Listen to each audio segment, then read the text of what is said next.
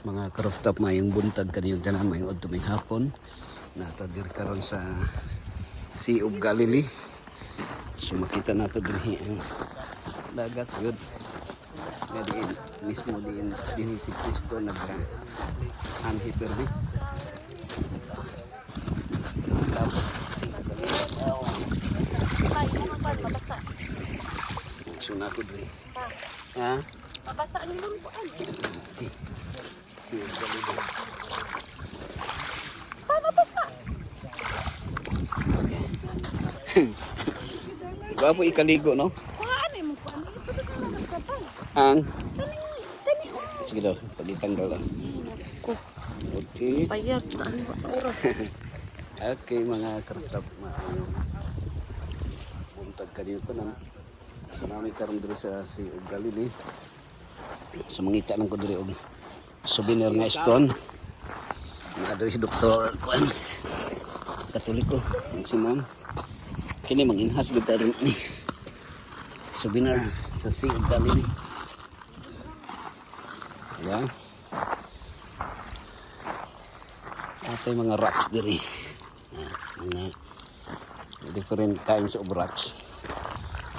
Yeah. Ganun. Ano na Sea of Galilee. So nindot ang mga rocks diri. Okay.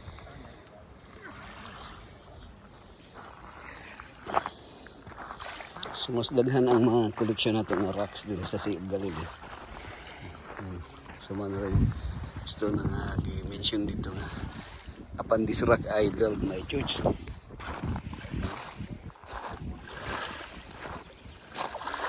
ano sa mga higalot mga koleksyon. Okay. So dini kini according to tradition na dini ang kuan pero man si Jesus Christ din kuan siya kanang si tawag na mo ni siya ang iyang paborito nga lugar because Peter was the concept of fisherman.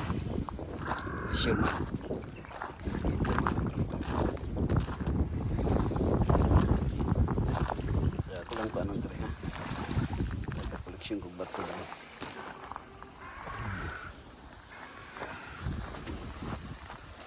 Para souvenir na galon dito sa Philippines.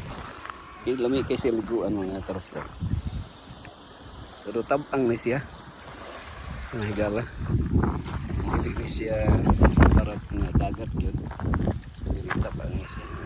Gitawag na siya. Gitawag lang siya kasi Galilee.